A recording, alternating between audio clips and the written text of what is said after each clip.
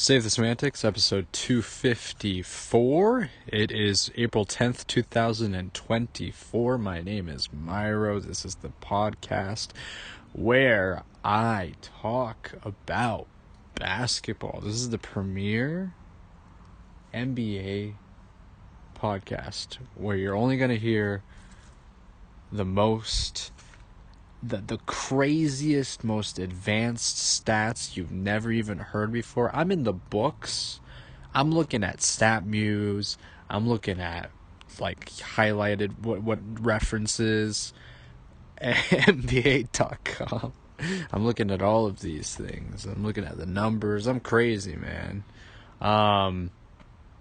This is the last week of the regular season, leading up into the postseason starting next week. The last day of the NBA season is this Sunday, which is very exciting. And then I believe on Tuesday is when the play-in begins. I'm all in. I'm at this kind of feverish point where I am very ready for the postseason to start. I am ready for playoff basketball.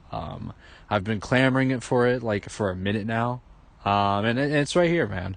It's a similar feel to how I felt when the beginning of the regular season started, or rather when the preseason started, and I was just waiting for the regular season to start up. I was watching preseason basketball, and I was like, dude, I'm so ready, man.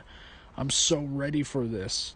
I was anxious. I was biting my fingernails and stuff. But that's just kind of that's kind of the feeling right now. Is I'm just waiting in anticipation for meaningful basketball. I'm not saying there actually is going to be quite some meaningful games coming up. There's some very important games that are being played today, being played right now, that I'll maybe talk about a little bit. We had a crazy slate of games last night that had impact on playoff standings and all of that. But these next there's 3 games remaining, more or less, each for all of the teams remaining. So for a lot of those teams, the games are gonna matter in regards to their standings and whatnot. Games in which that it will determine whether they're gonna be in the play-in, or if they're gonna be if they're gonna secure a 6th seed onward. Very important. So it's gonna be fun, man. I'm sort of there's as a Warriors fan, I'm kind of in the headspace, like I've already kind of mentioned numerous times. I'm kind of in the headspace where I have kind of accepted. Well, I mean, we are more likely than not to just remain in the play-in by some stroke of luck. The teams that are sort of peripheral to us in the standings all just happen to lose. At the same time, there is a very small possibility that we may be able to get up to the 6th seed. But it's very. I'm not counting on that. I'm gonna go into anticipating that we will have to at least play 2 play-in games. So either in the 9 or 10 position. If we can somehow get to the 9th position by passing the Lakers, that would be awesome. That would be ideal. We beat them last night in a very convincing fashion, but they also didn't have Anthony Davis, which is a huge factor. So, his inclusion in the game for the Lakers would kind of determine. Would essentially give a lot of weight to the results of the game. So I don't, we did play really well. We almost made a record of number of threes. I think it was 26, 27 threes in a game. The record was 29, set by the Bucks. I think sometime I forgot if it was last year or in the last few years. But I was happy with that result. We've been kind of stringing together a nice streak going. Um, I guess you could, if for someone who is very optimistic, um, it's good that they're sort of coming together at the right time, right before the postseason is about to kick off. So that is very encouraging for sure. Um, but again, I am once again sort of accepting the fact that we're going to be in the play-in. So that's kind of where the team is going to have to kind of control their destiny going forward. We'll see how it goes, man. Regardless of all that, I'm excited to see kind of what's coming up next. Let's talk. Let's talk something. I guess let's talk a little bit about the sort of the playoff positioning in the Western Conference, because that's more relevant to the Warriors side of things. Again, there's still a lot of things that are kind of up in the air. Tonight the Timberwolves and the Nuggets are going to play. It is sort of it's almost gonna be it's going to be one of the determining facts, because they're sort of neck and neck right now. I think Minnesota currently holds the tiebreaker over Denver, but this could still kind of affect. Like if Denver wins, they'll get the 1 seed, and so a lot at stake in that sense, right? Like you could argue, like if you're in that type of position of first or second seed, like how important is it for you to be able to hold on to that position? Sort of assuming, like if you're the Nuggets, like does it matter if the Timberwolves say they somehow get into Western Conference Finals with Minnesota? Does it matter to them if they don't have home court advantage? I don't know. But like in the earlier rounds and the first and second rounds, it's probably not going to be as important to them. I think in Minnesota's case, it also could potentially depend. I mean, they've already like secured a spot. They've already secured a home court, at least for the first two round, like the first like couple rounds, right? But I guess that we will kind of see how that goes. It'll be interesting how that kind of all turns out. But I think that having home court advantage in it can be important, but I think in Denver's case it can maybe be, I don't know how much weight they would put on that. The Thunder are about a game behind both the Timberwolves and the Nuggets. So it's going to be kind of hard, but there's still a chance for them to be able to move up into at least like a second seed, I believe. So that's kind of that's still up in the air. I think more or less the Clippers have basically secured the 4th seed. There's a 2-game difference between them, 2-game break between them and the Mavericks. The Mavericks are also clinched, so that 4-5 matchup is essentially already solidified. It's so funny that it had to be like the Clippers and the Mavs, like that that playoff matchup we've seen just so many times over the years, like in the recent years. Like it's just like, oh my god, here we go again, man. These two teams is going at it again. It's like it's clockwork, you know what I mean? But I mean, it could be. I think it'll be we've seen it before, but the Mavericks do have. I mean, both teams, you could argue, kind of have a pretty different rosters. So we'll see how they each kind of hold up against each other. The Mavericks, I think, greatly improved their roster by adding PJ Washington and Daniel Gafford, some pretty solid role players. And of course, like the Clippers had, James Harden. So I don't really know really what to expect with that matchup, but it'll be interesting to see. And then afterwards, 6 through you could argue 10. It's a complete dumpster fire of like positioning. The Pelicans, who are currently in the 6th seed, they do have, I think it's like a 1-game separation between them and the Suns for the 7th seed. So they have a little bit of a buffer, but that could change. So it's not going to be, it's not guaranteed by any means, right? And then 7 through 10, it's just flipping every single day, every single game. Currently, right now, the standings are as stands the Suns, the Kings, the Lakers, and then the Warriors. I think the Warriors. I believe the Warriors overcame the Lakers. I need to double check that. But those four teams, all in the Pacific Division, mind you, all are in the play-in mix. So that's going to be interesting to kind of see how that all develops. I really think the best kind of way moving forward is going to be for the Warriors to be able to secure.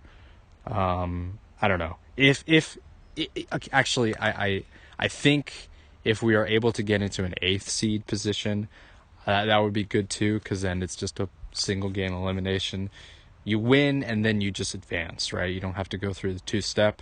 So if we can somehow sneak into the 8th seed or even the 7th seed, that would probably, that would be, out of all of the odds, that would be very beneficial for sure. It's difficult to go through kind of the 2-step of, being the 9th seed, winning that, and going into the 2nd seed because you have home court in one situation, and then you won't have it in the other. It would be, if we were the 10th seed, that's the most difficult road, essentially, because we would need to win 2 games on the road to get into the playoffs. That's a lot. That's asking quite a lot for this. I think that they can do it. It's just, it's still going to be very difficult. So I would prefer to be able to secure this playoff position after 1 game instead of playing 2. So yeah, the West is crazy. I've already mentioned this. You already know this. Let's take a look at the Eastern Conference, because it is also pretty interesting over there. Like, Boston is by far ahead as the number 1 seed. It's not really close. But following them, I think it's like 2 through 4.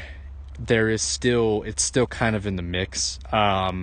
The Bucks won yesterday against the Celtics, but Giannis went out. Who knows how long he's going to be out? It doesn't seem like a super severe injury, but he is probably going to be out until the playoffs, as kind of reported. And following them, it's the Knicks, the Magic, and then the Cavs, all within like 0.5 or 1 game breaks. I feel the Knicks have a better position as the 3 seed. If they can secure that seems like a pretty nice, obviously for them, Julius Randle is out, which is a huge hit to them. But considering I think their performance as of late has shown that they can kind of really be a formidable team. So it'll be, I think that I've been hearing just like, I don't know, discussions and stuff that it would be ideal to avoid Philadelphia in the first round, presuming that they would be the 7th or 8th seed. So that's, I think, gonna be it's gonna be what will kind of the teams that are sort of the upper seeds, try to do? Are they going to try to finagle themselves, sit out players so they essentially avoid Embiid in the first round? It'll be interesting to see, right? Does Milwaukee just rest their players? I mean, considering that Giannis is out, it's like, are they okay falling to 3 or even 4 at this point so they can just, essentially kind of put themselves, like, they've already been imploding pretty as of late.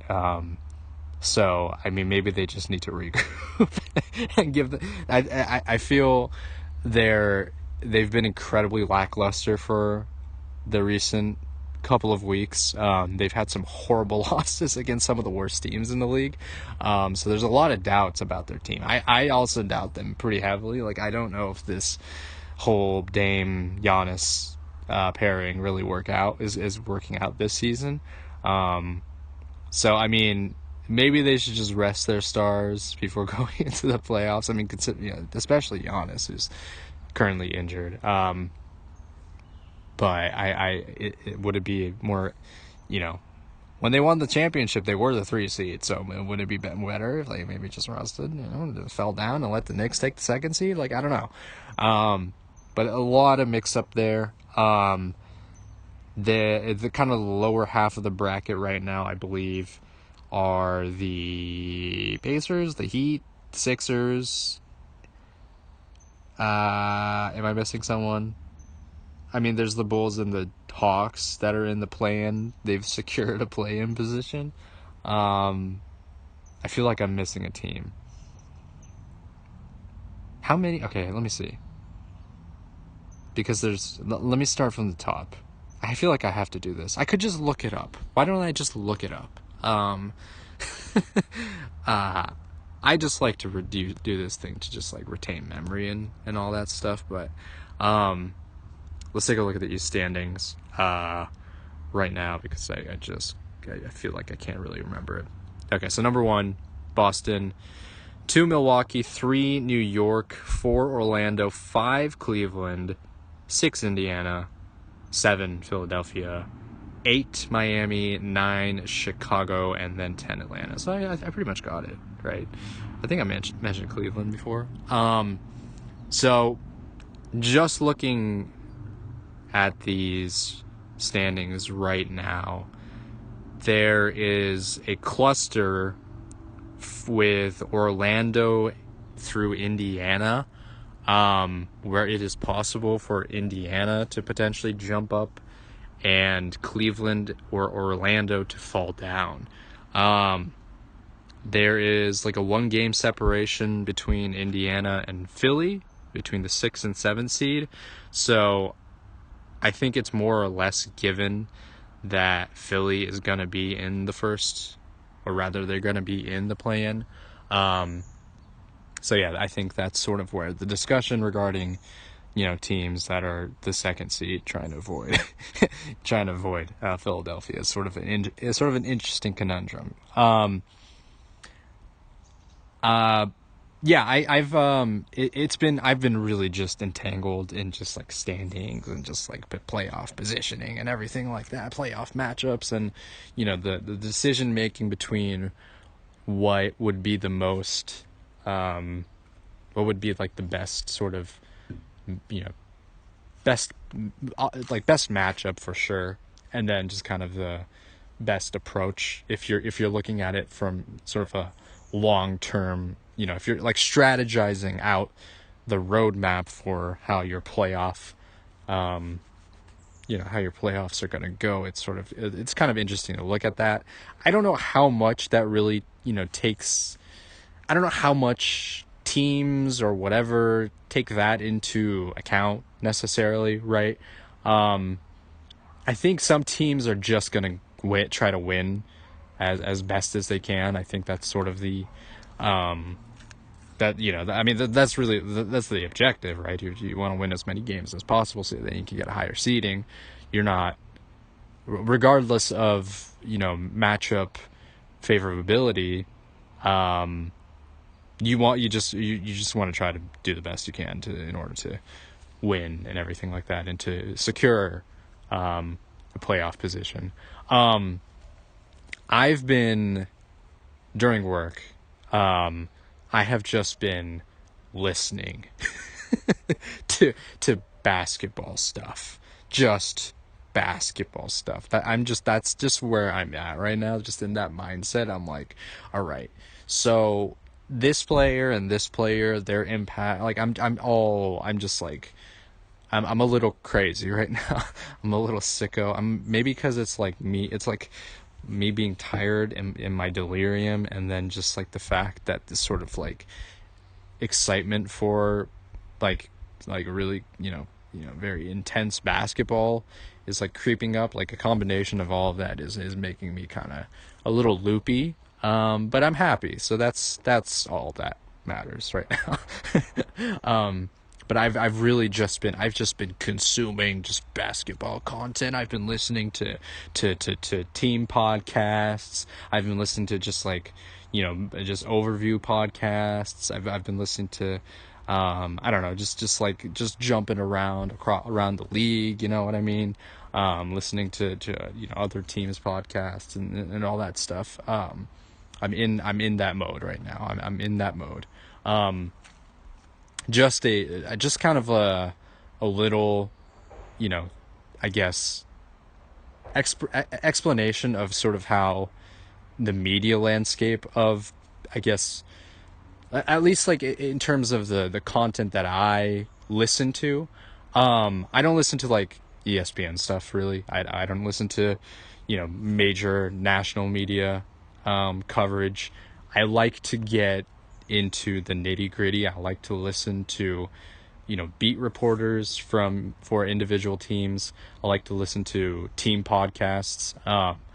There's like a there's a major, I don't know if it's like super major, but there's a podcast network called Locked On, and they essentially designate each team to have their own kind of podcast channel. So they have things like, I don't know, Locked On Warriors, Locked On Lakers, Locked On, Clippers, all that. Every team has their own designated podcast. I've noticed for the larger market teams such as Los Angeles, New York, I guess you could say like Chicago, Boston, whatever, they have those podcasts, but they also have, there's a lot more variety. There's more different types of podcasts where it's like independently run, and that sort of thing. I found those to be more interesting in my opinion. That isn't just like slight, whatever, the Locked On network or whatever. There's still some really good reporting done. I'm just like, I think I found some really interesting kind of like communities in these maybe smaller networks, if you want to call it them, these channels that are like highly specific for like the individual teams. I think you get some really good analysis of teams. I think they have a better perception of their team. Like you'll hear things that you wouldn't even have thought about, or players that you really don't care about, I found myself getting really caught up on just like listening to coverage on the Knicks specifically, just because they've had a very interesting season. They've probably had the most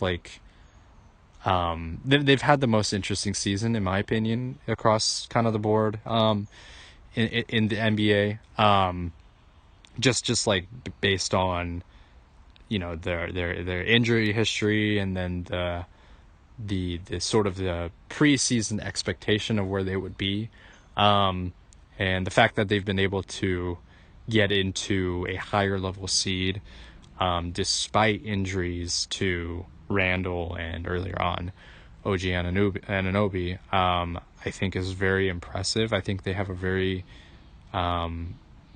interesting team, led, of course, by Tom Thibodeau. And I think their style of play is very like clear. It's like there's like a, I don't know, you get like you know what kind of team they are, just like very grinded out, hard nosed. We saw that when the Warriors played them in San Francisco, we got to kind of see that was a very tough matchup. We did get they did get the win against them in New York at Madison Square Garden, but you still like you I don't know, I respect kind of that play. They also have they have a lot of interesting players that I think are very good role players, very good complementary players. And then you see this almost kind of, you could argue maybe possible kind of like superstardom rise from Jalen Brunson. I think has been really something to watch. I watched him score 60 against the Spurs in a loss, right? I mean, that was a great game against, Wemby had like a 40-point triple-double in overtime. But Brunson has been a very because of his size and just his physical limitation, the fact that he's able to put up these insane stat lines and is able to create in so many different ways, I think is very it's just really impressive to watch. I feel that this is really kind of his team now.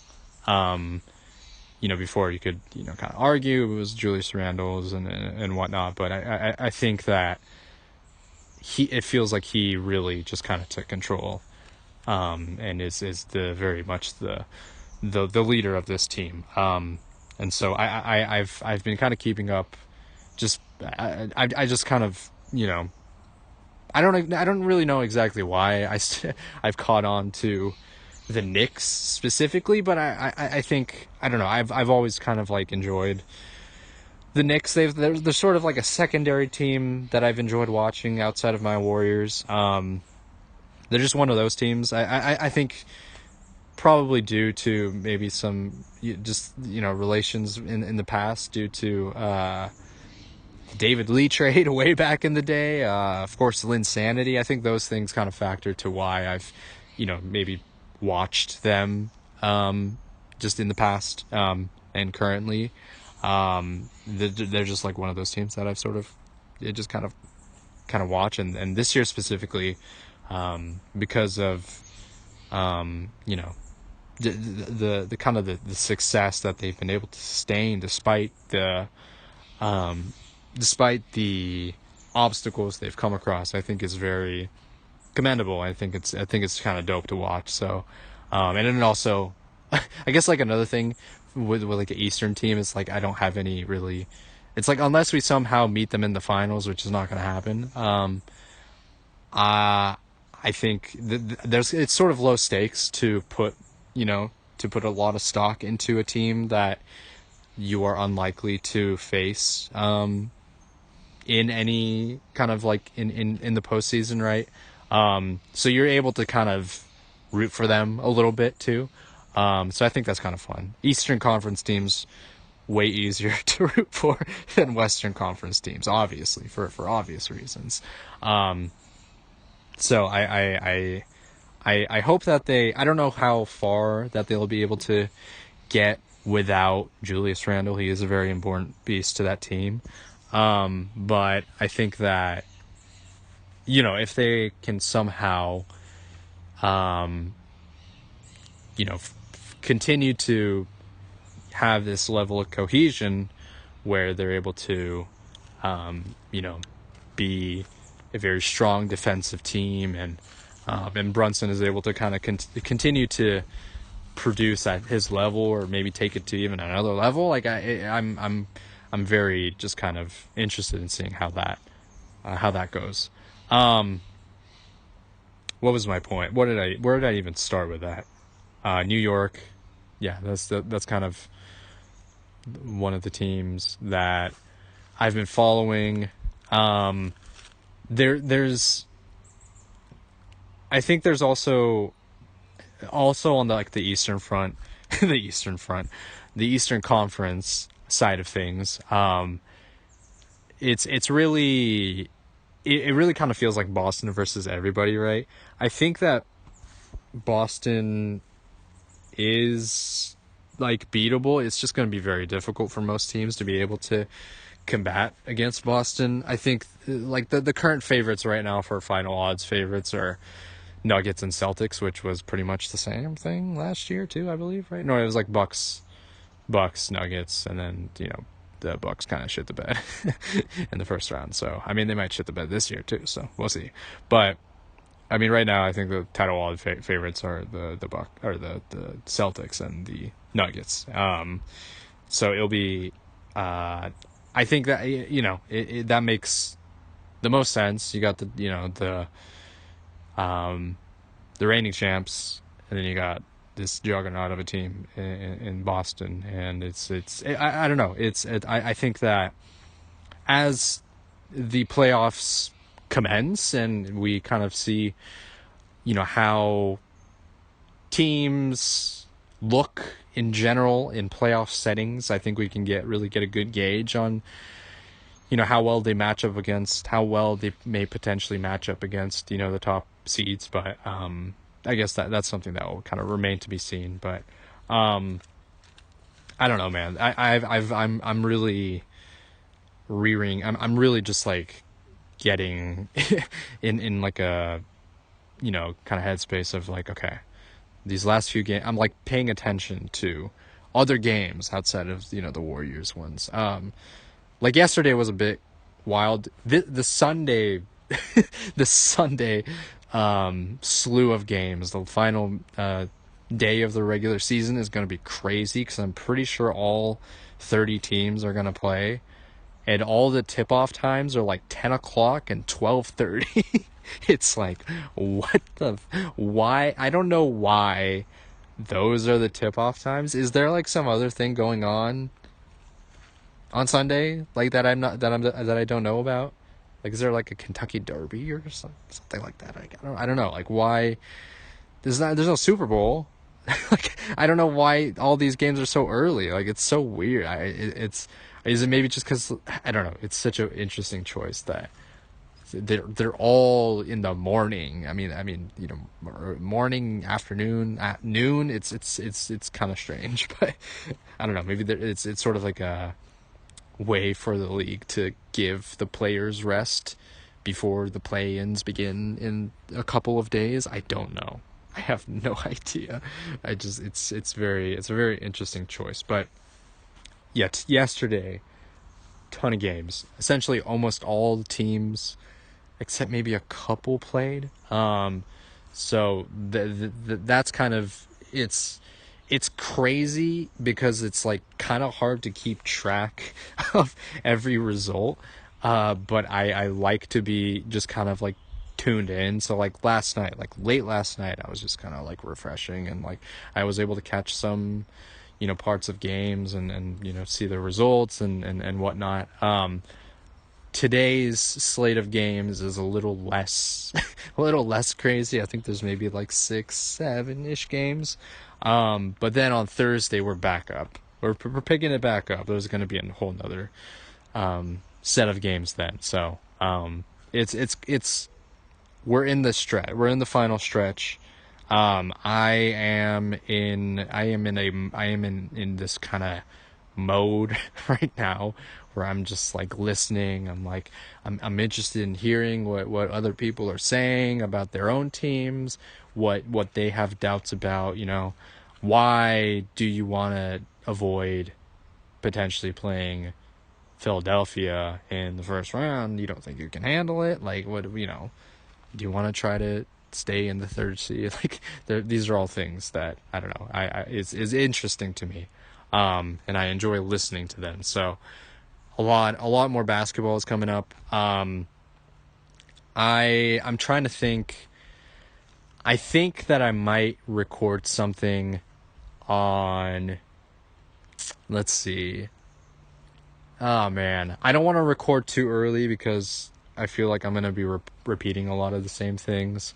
Um, so I'm gonna most likely record something after all of Sunday's games, maybe Sunday, I don't know, Sunday evening, Sunday night, whatever. That's my plan. Is that I'm gonna put something out, or maybe even Monday. We'll see. I'll see how I feel. I might do Monday. I know it's a little.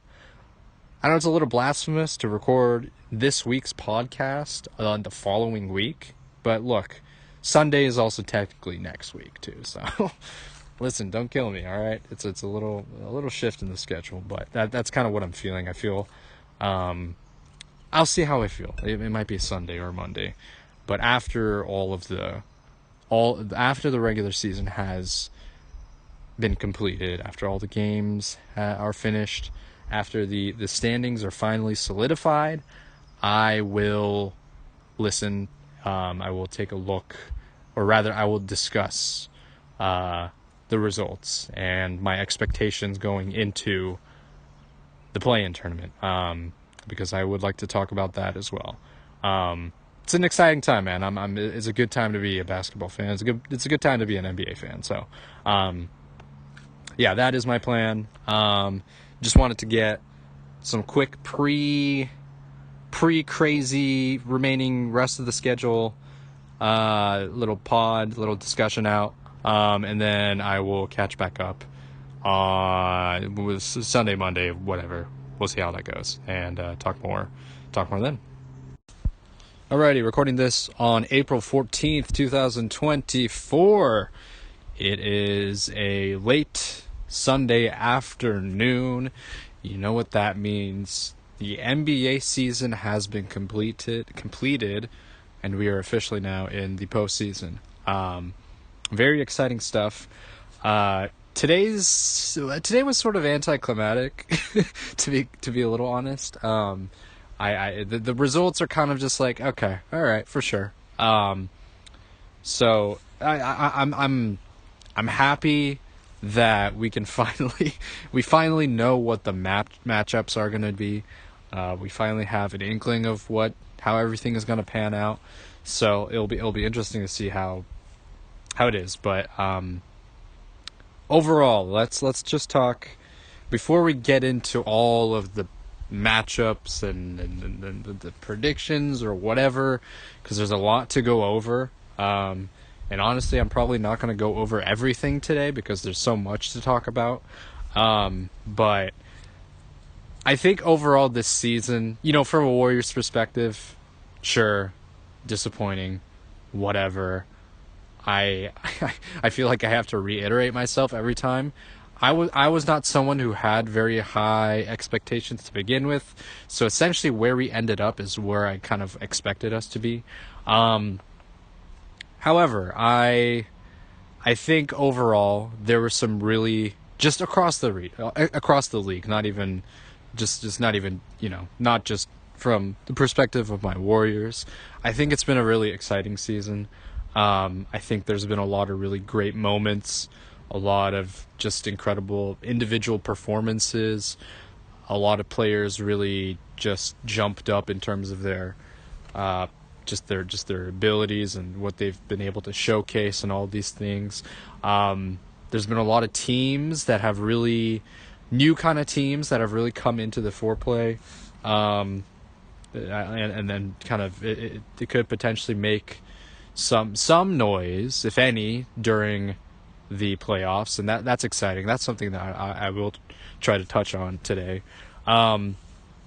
But overall, I think it's been really exciting. The fact that we made it to the very last game of the season, and there were still things up in the air. There were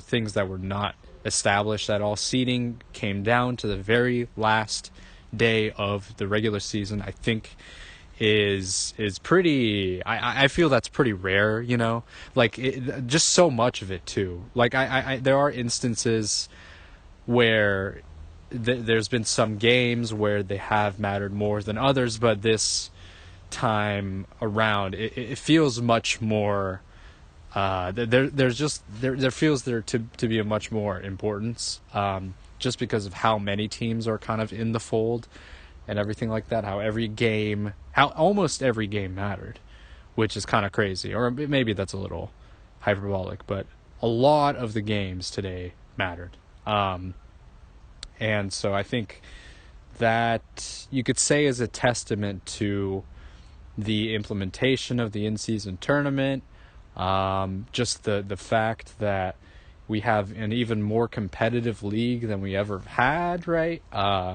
Maybe you could point to teams like the Bulls or the Hawks who sort of play in a very middling fashion, and you could argue that it potentially incentivizes certain owners and certain management to be complacent. That's a whole nother conversation, but you could argue that that's a case where if or teams would maybe just maybe just stay in the middle to sort of be semi-competitive versus being, you know, going through the process of, say, a rebuild or whatever, right? So I think that regardless of that, the you know, the Bulls and the Hawks, they may not be great teams, but there is still a lot of talent. Like for example, today I watched. I'm really happy that I caught pretty much a good chunk of this game. But the Hawks, excuse me, the Bulls and the Knicks game was great. That was a really fun, like, kind of end, just like a, you know, end. You know, essentially just like a send off for the regular season, because it essentially determined that the Knicks were able to get a second seed. For the Bulls, they were already in the play-in, but they still made things competitive. I think it was still a really fun game, and I'm glad that I caught that, because some of the other games were not very competitive. But I'm very happy that I was able to catch a good chunk of it, including the overtime period. I you know, again, regardless of just some of these teams that are not as good, I still think that there is still an incentive for teams to just be better in general. And I think that is good. I think that's really good for the league. It makes games more exciting. It allows there to be more competitive type of plays, right? I've already kind of talked about my feelings with the play-in tournament, but I think it's given us a lot of really, you know, it's given us some good moments for sure. And I think that if it gives some teams that are maybe not as great as some others a chance to potentially be in playoff contention, I think it's cool, man. And then that could potentially give some direction to that team in terms of how they want to proceed, if you want to, you know, say that. So I think there's a lot in play, and I think we're in a really exciting period with just basketball in general. And we got the play-in in a couple. We got the first play-in games in a couple of days. So that's something to look forward to. Today's sort of like, you know, the day off, and then Tuesday we start up, man. Let's talk about just like the overall standings. So in the East, you got Boston, New York, Milwaukee, Cleveland, Indiana. I'm trying to remember these off the top of my head. Yeah, Orlando, Indiana, Philadelphia, Miami, Chicago, and Atlanta. So let's talk about the East a little bit first. One thing I want to start off with, I think these are kind of the stories that I enjoy watching, the ones that I think are exciting. I like seeing the new and upcoming teams get a chance to be in competitive games. And I'm talking about the Orlando Magic in this case. They really took care of business today, handling the Milwaukee Bucks, and that essentially that win basically confirmed them a playoff position. I think that really is, you know, because Milwaukee, like a week ago or something like that, essentially they lost in a kind of a significant manner, and then they came back and were able to essentially do the same thing to the Bucks that the Bucks did to them earlier. And now they've put themselves in a position to actually compete in the playoffs and not just have to go through the play-in. That 4-5 matchup between Cleveland and Orlando is very interesting. I know that I've seen people joke about how, this is going to be the NBA TV series because, you don't have as many, highlight type level players or whatever, but I'm very interested. I've been following the Magic pretty much all season just because I've been really interested in seeing their development. I think it's really cool that they've been able to get to this position so far, considering how young their roster is. Like, Paolo Banchero is only 21. Crazy. He's super young, and he's shown to be a very impressive player at his age. And then just the rest of the supporting cast is super young. You got just people in their 20s and stuff. Like, the oldest player is Joe Ingles, who's 30 something, 30, 40, almost 40. So you got that one vet, and then everybody else is still young. I think that I think it's really exciting because I know that Orlando has been, the last time they were in a playoff situation was in 2017, 2018, I believe. But that was the very last time, and it's been a long time, man. 2017, 18, that was 6-7 years ago at this point, which is quite a lot considering just the passage of time, man. The things, dude, this bird is so loud. Let me pause for a second. Anyways, so Orlando has had a lot of struggles, and even with their kind of playoff berth, I think I believe they got swept. I'm not entirely sure. Maybe they won one game, but it's been a while. I don't quite remember that series, but since the Dwight Howard years, they haven't had much success. And so I think that's awesome. I talked about how it was exciting to see a franchise like the Detroit Lions get to a position of, playoff contention when they haven't been able to in many, many years. And I feel similarly in a sense about the Magic. And I think it's really exciting. They got a really bright future ahead of them. I think that they're, I don't think they're going to make it very far to be, they don't have the offense really to be able to sustain a long extended playoff run. But I think this is a really good way for them to develop and to, essentially get experience under their belt so that when they do improve their roster in the future moving forward, this can be something that can be pointed out towards as sort of like a stepping stone for their development. I think it's very important. I'm looking forward to seeing what they're able to do. I think that matchup bodes pretty well for them, just considering the play styles of both of the teams.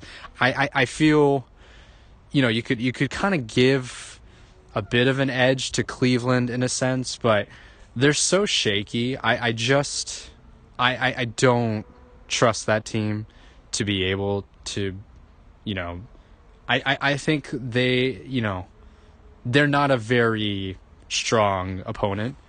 Cleveland isn't. And then, if you take into consideration last year's series against the Knicks, I think that it's just, there's not, it doesn't really give you confidence in terms of their ability. Like, yes, they were a top 4 seed, but just, the performances they've had recently, they did beat Indiana in order to, claim a playoff position, but they lost today. and I didn't watch the game, but they essentially, based on what I was reading and kind of the post-game discussion threads, they essentially tanked the end of the game in order to get a more favorable matchup. And I've never, like, you just gotta play who you gotta play. You know what I mean?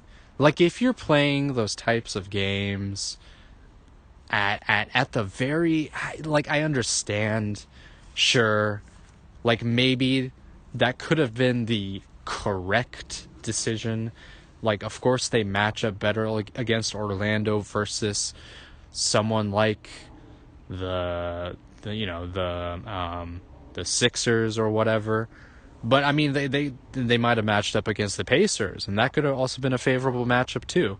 So the fact that they tanked it away is like, I don't, because if they won, they would have gotten the 3 seed. Milwaukee would have gotten the 4th seed, and Milwaukee would have played Orlando, and then Cleveland would have played the Pacers in this situation. So it's like, okay, I don't understand that perspective if you're going that route, because you don't have home court advantage going into the second round. Like, sure, maybe you have it in the first round, but then you don't have it in the second round. Like, I just don't like, if you, all things considered, that doesn't, it's just a bad decision. You know what I mean? Like, the fact that they just kind of gave up. I didn't watch, again, this is me basing off of what I read and stuff, but it seemed pretty obvious what they did.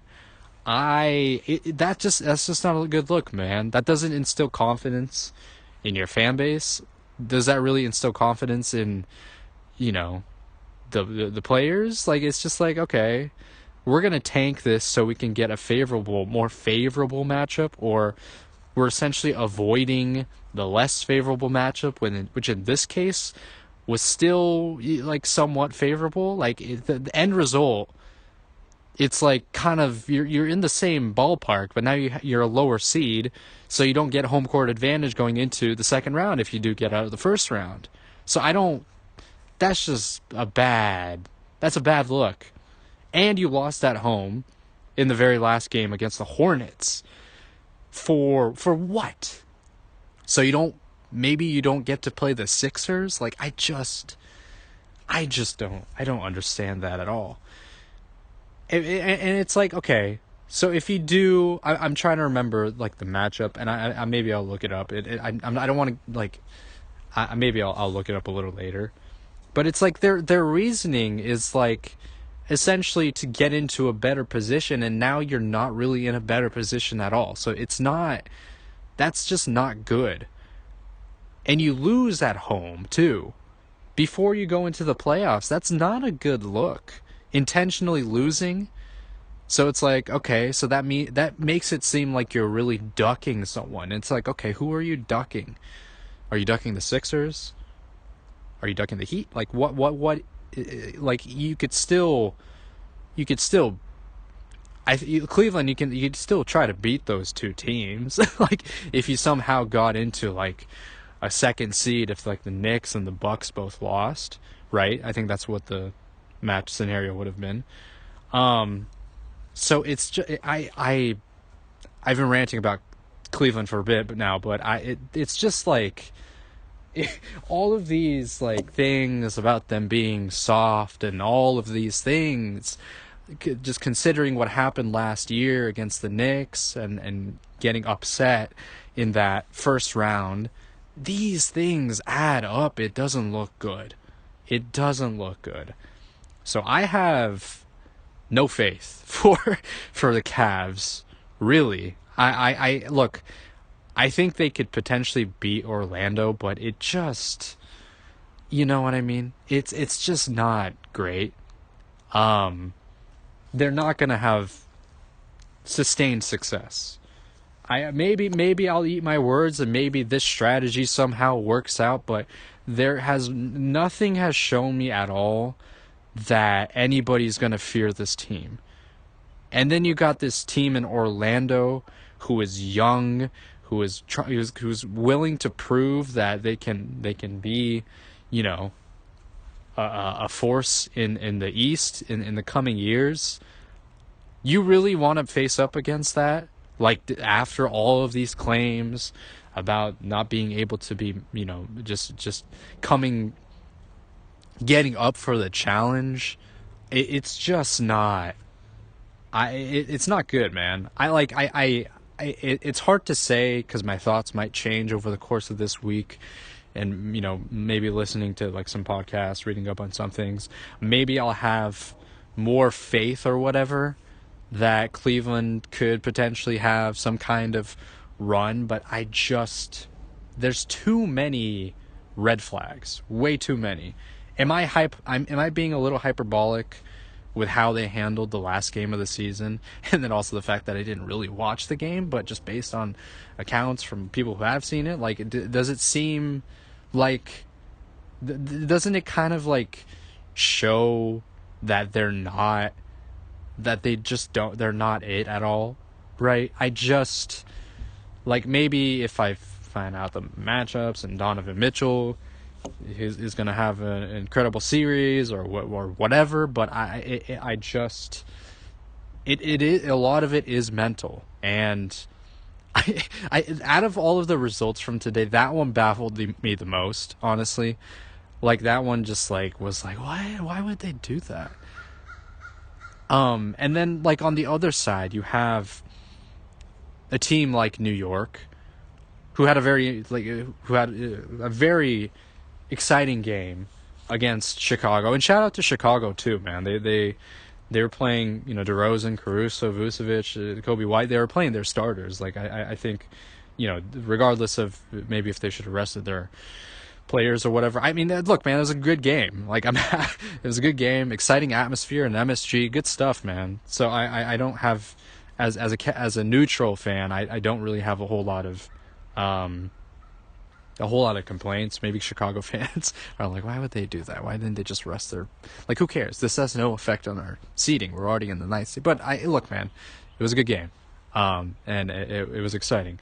But, you know, you take the Cleveland approach of things versus the New York approach of things, of actually just going out and winning your game. Like, that's just it. You know what I mean? Like, you go out and you win your game so you can get a higher seed. So essentially, if you are able to get into an Eastern Conference, like, if things line up, if you're able to get past the first and second round and get into the conference finals with most likely the Boston Celtics, you have home court advantage for the majority of the playoffs.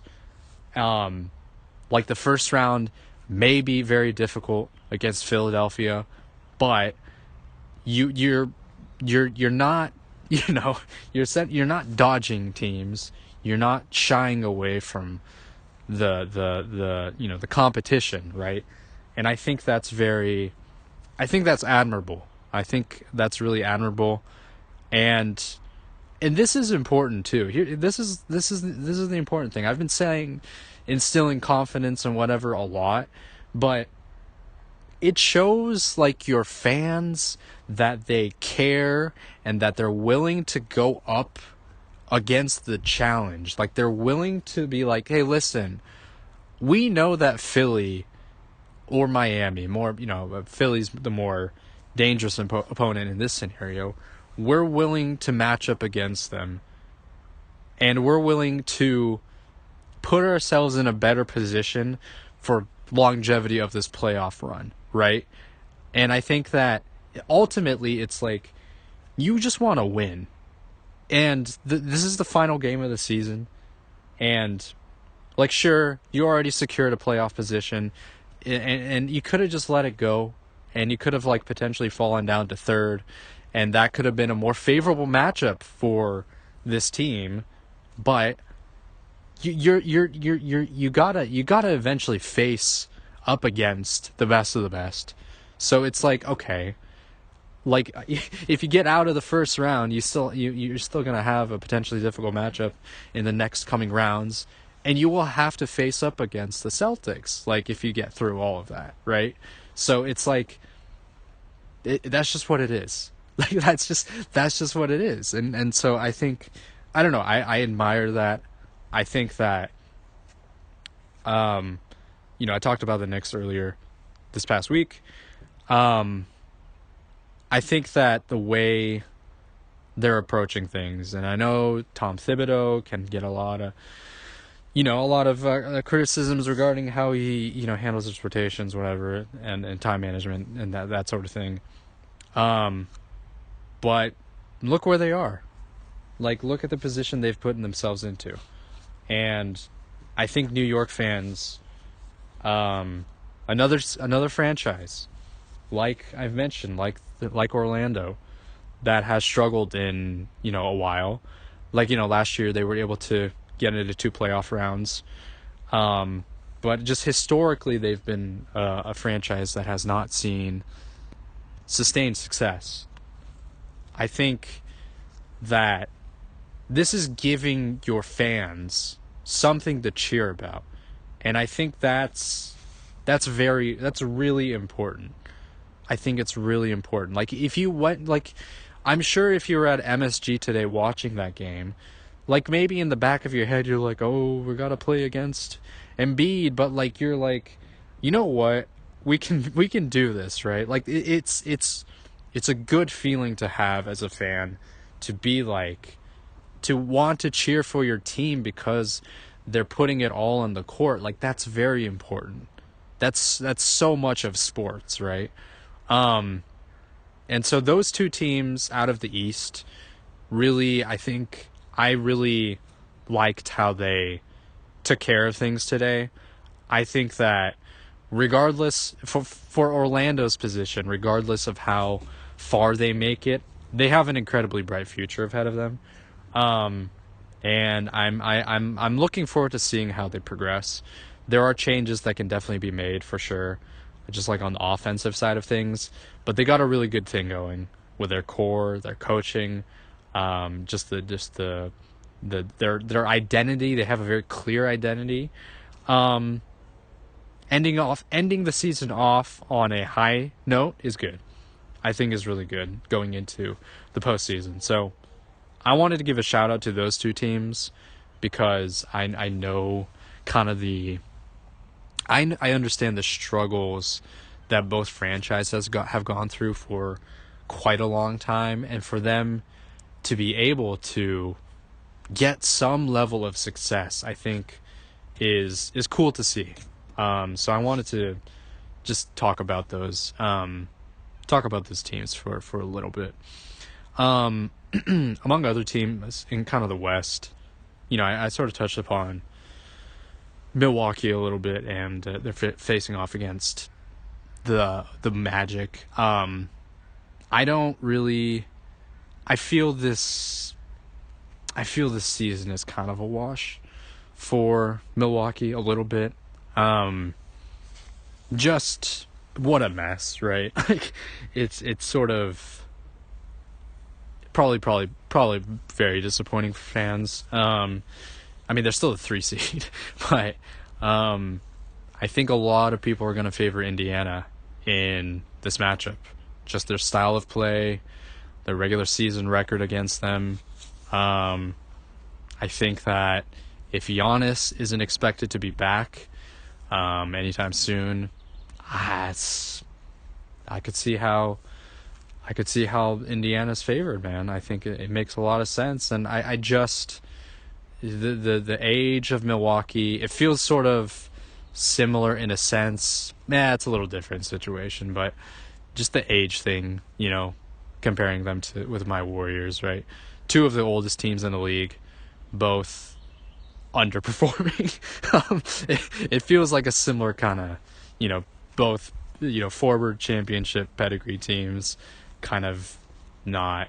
I think Milwaukee's in a different situation, but it's sort of a similar feel. So, I don't have any faith in the Bucks to do anything, honestly, unless Giannis is able to conjure up some type of run, or if Dame somehow turns it on, but his play has not been impressive at all this season. So I just kind of am like, you know what, I don't expect much from them. In the case of Indiana, it'll be interesting to see how their play translates to the postseason, because as sort of a common thing, the game can slow down a lot, right?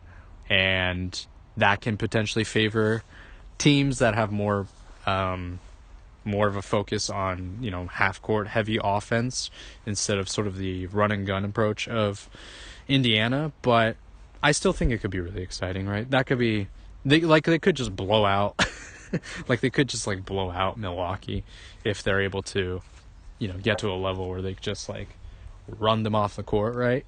So that could be something for them. Indiana, also another team, that hasn't seen a ton of playoff,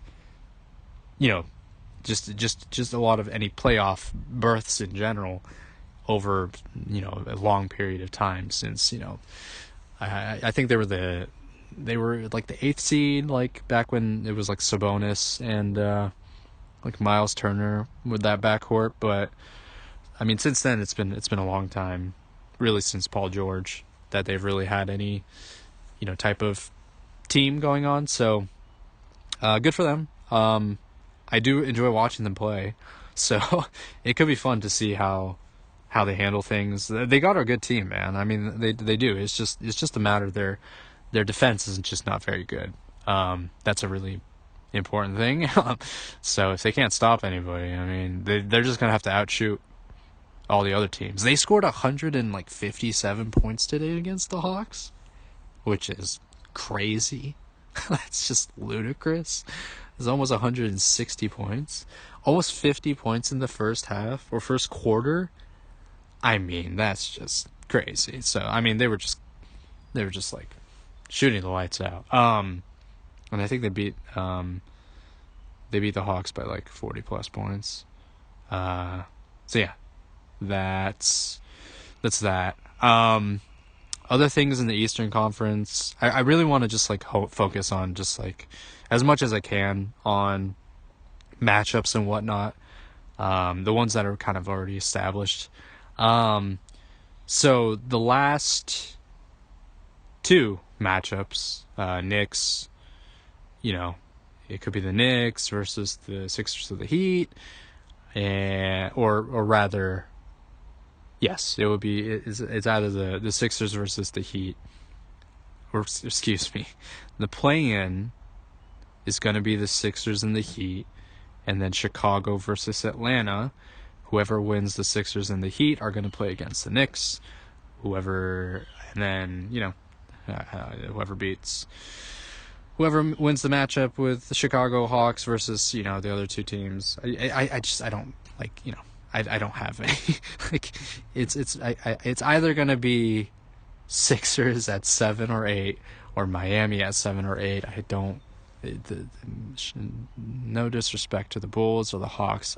They're not going to be good. They're not going to be good competitors for either New York or, they're not going to be good competitors for Boston. I have no faith. So that's not going to be very interesting at all. So that's the East. There's going to be there's a lot to talk about with the West as well. Shout out to the Thunder for getting the first seed. Another young team that has very much so exceeded expectations, like vastly exceeded expectations. I think there's a lot of, there's discussions about, their youth and their inexperience and all of these things and how that could potentially contribute to early round upset. I feel that we're not giving, or rather they're not giving Oklahoma City enough credence in that regard, right? Like, sure, maybe the Lakers matchup, if they somehow get into an 8th seed position, may not be favorable for the Thunder because the size with Anthony Davis, and I get that, but they're good, man. They're good. They I think they didn't get to 57 wins without having a really solid foundation, and a really good player with SGA. So I yes, a lot of the teams in the lower bracket are gonna have more experience potentially with, could be, I don't know if I have a ton of faith with our Warriors to get out, but we could be like an 8th seed and people are gonna be, oh, okay, this could be, something, and that could be something. I have talked about that, but they have kicked our ass this season, and I know it's a different situation with the playoffs and everything like that, and maybe I should have more faith in my own team, but listen, they got a lot of things. They're a problem. So I think that they're gonna at least find a way to get out of the first round. I think that's sort of my belief. And exciting stuff. Listen, I don't. There's not the same level of expectation for them as a team like Denver, or Boston to get to the finals or whatever. But this could be a really good jumping off point for them. I mean, getting a first seed is I would say even more than a jumping off point. I think it's just like getting them to the next level and being a very dangerous team moving forward. So I'm excited to see how this team fares in playoff contention. I think they're going to be good, man. I feel I have more faith in that team than I do, say, like Minnesota, or I'm trying to think of like a youngish team. Minnesota, or I don't know. I can't really think of another example that of a team that's sort of in that kind of caliber, right? Because they have they have like their offense is more refined, and they have really strong pieces, and they have a very bright future ahead of them. Too. That sounds very generic, but I think out of a lot of the teams in the West, they have the brightest future, and they're already so far ahead of schedule, if you want to call it that. So I'm looking forward to it. I'm excited to see them. If we do face up against them, meaning the Warriors face up against them, let's give them hell, man. Let's give them hell. Let's see how they put up with that. But exciting stuff there. Denver managed to get the second seed. They're the team to beat. I don't know what else there's to say about Denver. I think that they're the most dangerous team in the West. They're the best team in the league. You could say like Boston, yes. They're the best team overall with the best overall record, but Denver's just the best team. They did they did blow a game against the Spurs on Friday, and that was a really fun game that I'm happy that I was able to catch. Essentially, the Spurs came all the way back from 23 down, and then Devontae Graham hit a game winner against them. Wembanyama was incredible. He had like 17 points in the third quarter. He had 17 points in 3 minutes, something crazy like that. That was an awesome game. That was really awesome to watch. But I think it's Denver, man. It's Jokic, Jamal Murray. It's different, man. They're a different team. It's gonna be very difficult to beat that. Let me rattle off the full standings on the West, because I did that for the East. But the West is the Thunder, the Nuggets, the Timberwolves, the Clippers, the Mavericks, the Suns, the Pelicans, the Lakers, Kings, Warriors. Kings and Warriors going to be playing. I'll touch upon that. Minnesota had a very disappointing loss against the Suns today, and then they go up against them in a playoff series. So that's a little that could be a bit of a problem for them. I feel that I think Phoenix probably has, like, they feel pretty good about this matchup, considering they essentially swept them in the season series. But I think the advantage of teams that are not the first or second seed is that they're able to, they already know who the opponent is, so they have a week to workshop, look at footage, look at tape, and then just build a better game plan. I think if you're the first seed, the disadvantage of that is that you don't know who the opponent is until very, very late, so you just don't have as much time to prepare. And I think that could be a potential issue with this whole play-in system, is that it does benefit in a way for the first seed, but just being able to not compete and rest for a week, but you don't have, but you could say the same for for the teams that are 3 through 6, right? Those the first two, like the first seed, they don't know until at the very end of the play-in tournament. That's sort of a disadvantage to them, right? Like Boston, doesn't really matter to them all that much who they get, right? It's like, okay, well, actually, if they get the Heat, well, if they get the Heat, well, they got plenty of footage on them, right? But maybe not the best example. But if they get if they somehow get Chicago or Atlanta, whatever, but still, they don't have the same amount of time to prepare as someone who is in the third or fourth or fifth or sixth seed, right? They just don't have that availability. They can't look at all this, footage and whatnot. So that's kind of, I think that's something to consider. So if you are Minnesota, it's not good, it's not great, definitely not the best way to end off the season. You still have home court advantage. It's still a 7-game series, playoff atmosphere and everything.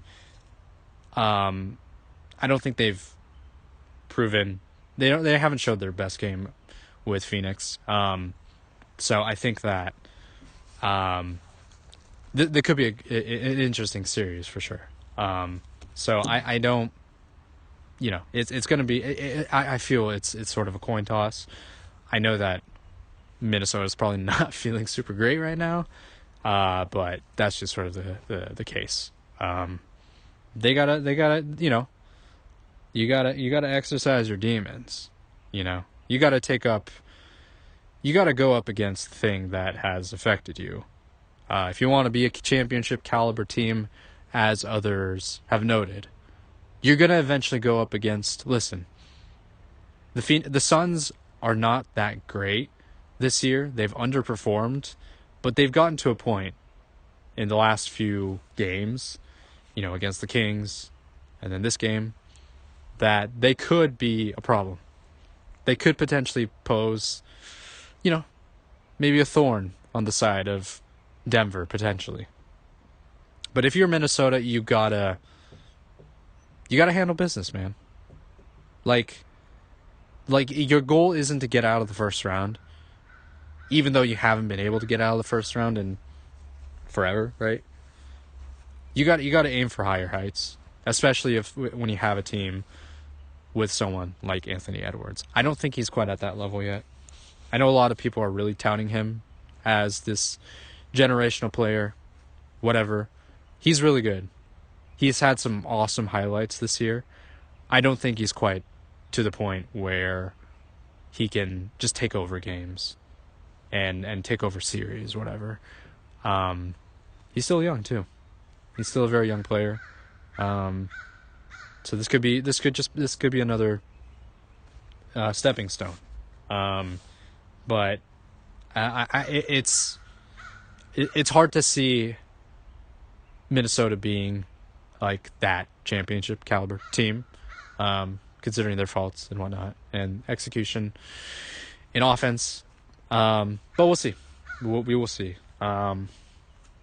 Another series that could be potential upset right there.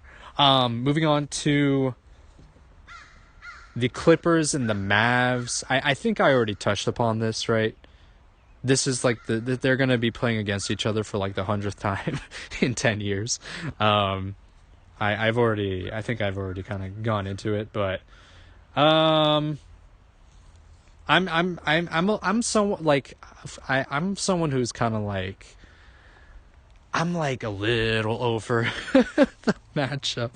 I'm like, all right, here we go again. You got the Clippers, and then you got the Mavericks, and then you got this whole thing again.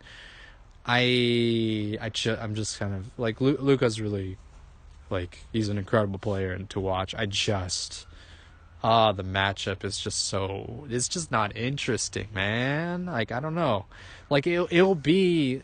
Like, I'm sure it'll be fun to watch. I'm just tired of those two teams. I need a change of scenery. I want to see different matchups, different teams and whatnot. So it's just a little kind of like, okay, here we go again.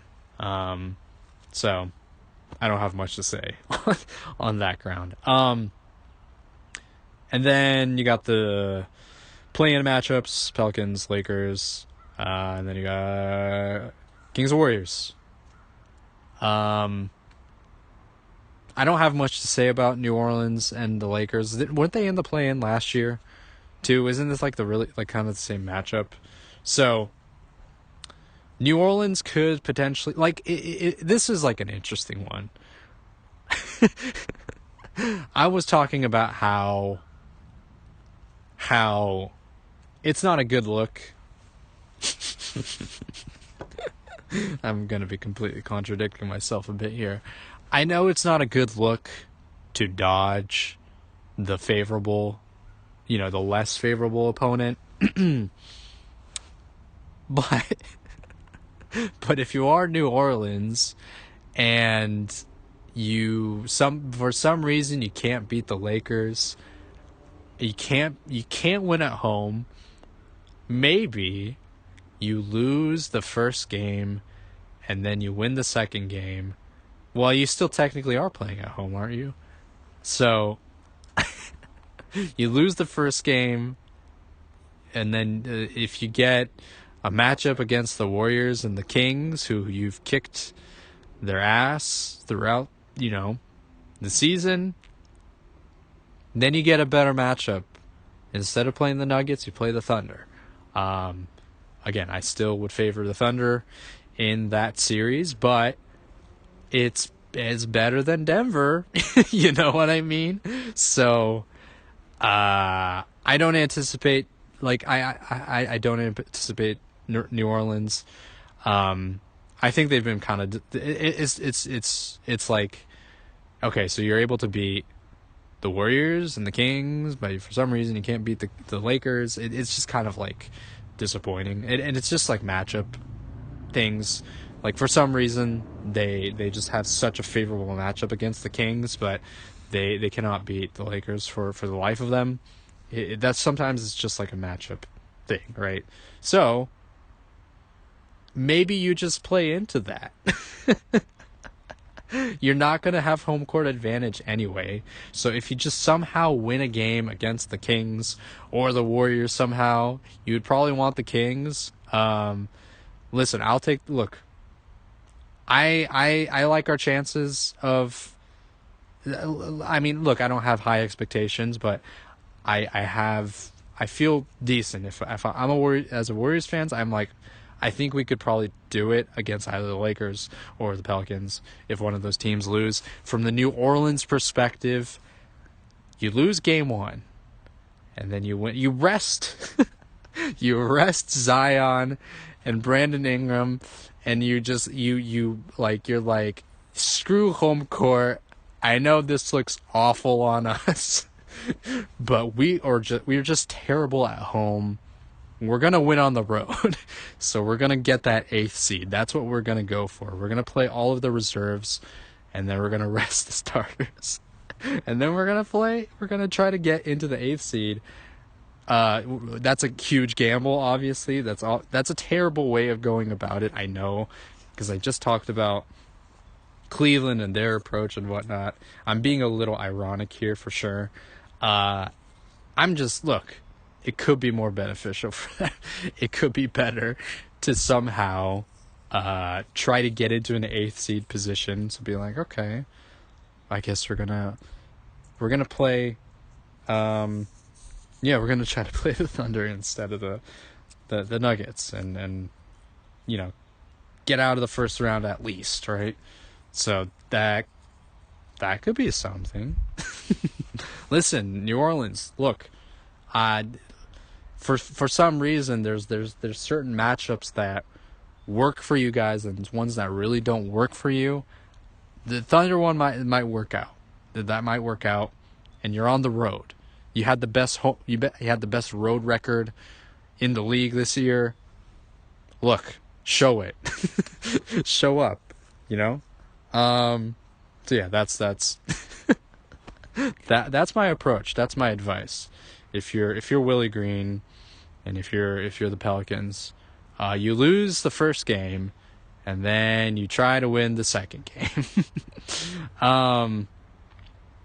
Let's see. Finally, rounding it out. I've talked a lot, but there's so much to talk about. I've been sort of amped up about this whole week and everything like that. So I want to touch on as much as I can. I'm sure there's a lot that I'll be missing. I'll talk about more playoff stuff. I'll probably, my anticipation, I think I'll do like a little play-in preview before Tuesday's game. I don't know. I mean, I don't know how much I'm going to say. Maybe I'll do a little reaction thing after the first 2 play-in games on Tuesday, and then talk about it on Wednesday. But for the Kings Warriors, it's kind of poetic a little bit, right? Warriors eliminated the Kings in that 7-game series last year in the first round. This could be a way for them to get back at the Warriors, or this could be a way for the Warriors to spoil things. So it'll be interesting to see. They're playing in Sacramento. The Kings have not played well as of late. They've had some incredibly just baffling losses. I'm like, well, how did you... Like, they completely threw the game away against Phoenix, which would have secured them at least a 7 or 8 seed, I believe, right? Or maybe, I think, at least an 8th seed.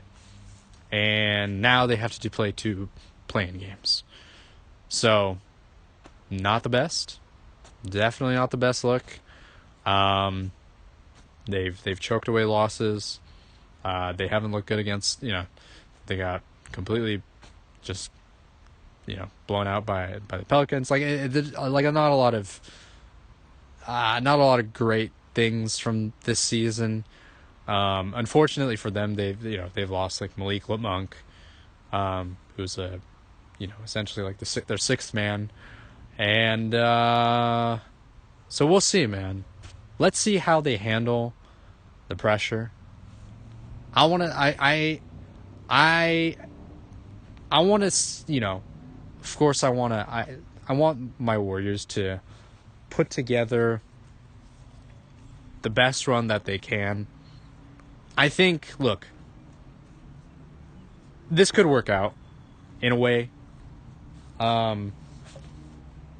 Like if we lose, if we can somehow get to the 8th seed and play against the Thunder, I think that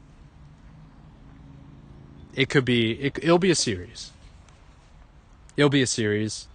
I don't have faith that we would be able to pull it out, but I think that's like a potential best way to get some progress in the playoffs. If we play Denver, it's just over. Like, it's just not going to happen. But if we can somehow get to the A seed, first round matchup against the Thunder, like I said, we'll give them hell. We got to beat the Kings first, and then we got to beat whoever the matchup is going to be against the Pelicans or the Lakers. Both very tough. It's going to be a very difficult trajectory, but anything is possible. Just give it the best. I hope they give. I think they will.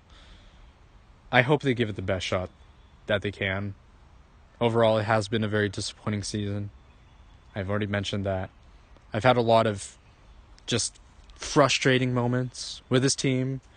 Considering the capabilities that they have, the players that they have, and just so many moments of losing leads, blowing leads, and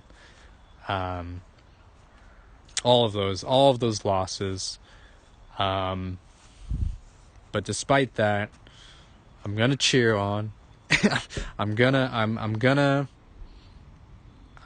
just gonna enjoy what we have, because this could be another one of those last seasons. This season, if we can somehow squeeze together something. But next season is really, I don't know, man. There's a lot of things up in the air. There's talks about Clay and his extension.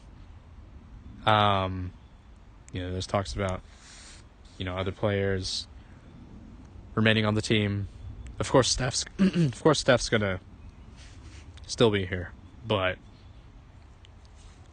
they're an old team. They're an incredibly old team, and this could be one of those last rides, last dance sort of situations. Maybe not as climatic or impressive as the Bulls' final, championship run or whatever. But look, do the best. I hope they put everything on the floor. I hope that they do the best that they can. I think the effort will be evident. I just don't want them to go out in a disappointing fashion. I want it to be close. I want them to give it everything they have, because we really don't know. The West, like I said, is only going to get better. So this could be really one of the final windows we have to be able to be in competition. So I want to see them do the best that they can, despite how much they're kind of up against. So if they lose against the Kings, or if they lose against in the second playing game, or if they lose in the first round of the playoffs, I just want to see them do the most they can, because I know they're not, because the time is limited. But I want to enjoy the last legs of this dynasty, if you want to call it that. I talked a lot. I talked a lot of basketball, but there were a lot of things that I wanted to touch on.